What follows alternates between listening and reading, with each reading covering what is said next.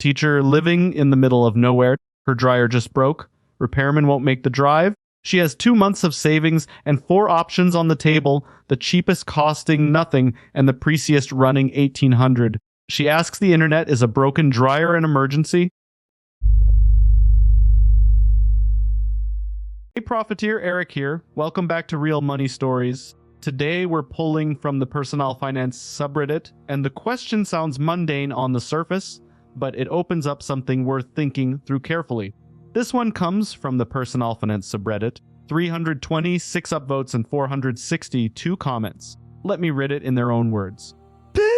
As many of you suggested, I took apart the dryer to troubleshoot. The problem is now to fuse clogged vent or belt. Since it still turns on but the heat doesn't work, it is probably the heating element. I'm going to order one. Thank you!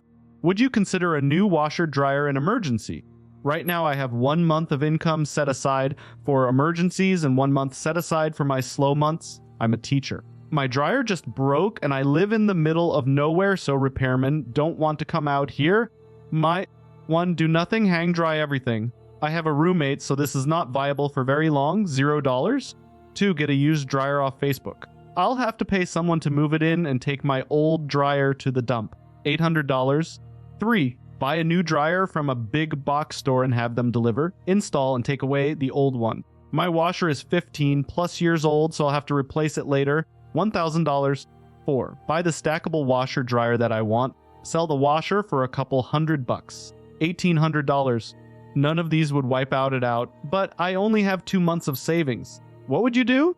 Okay, first thing I want to say reading this, I genuinely love that the original poster put the update right at the top. She pulled the dryer apart herself, traced the problem down, and ordered the specific part. A heating element for most electric dryers runs somewhere between $20 and $60 online. That is a world away from $1,800. Before we even get into the framework question, that instinct, fix it yourself before spending anything larger, is personal finance working exactly as it should.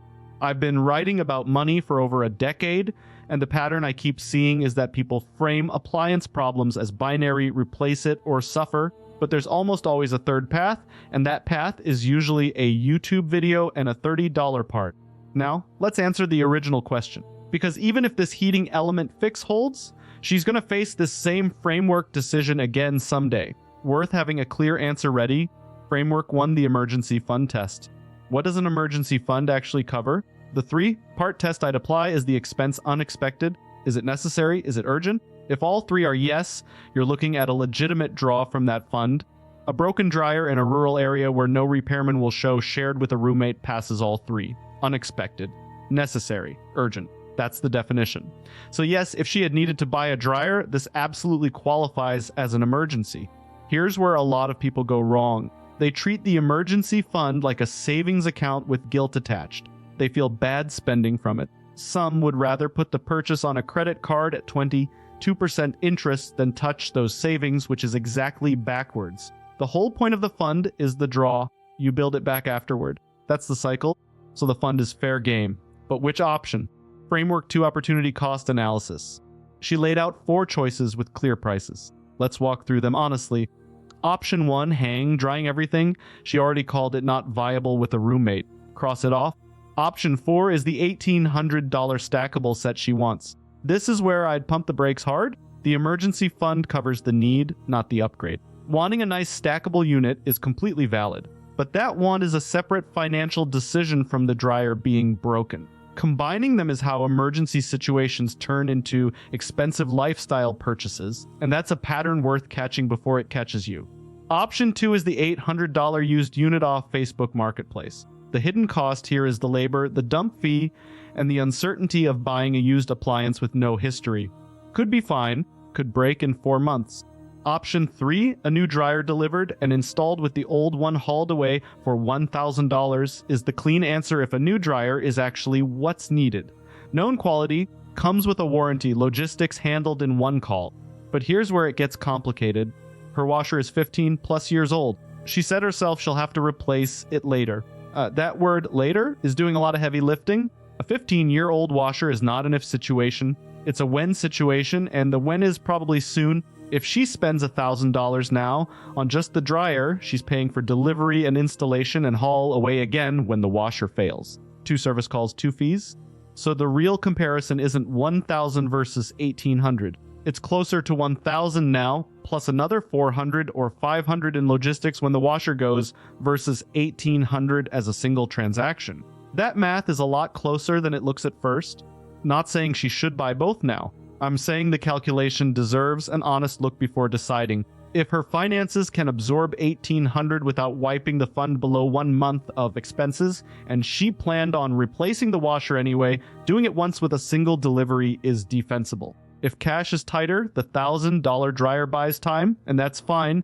Just a friendly reminder that this episode is for entertainment and education only, and should not be considered financial or legal advice. Talk with a qualified financial advisor about your specific situation.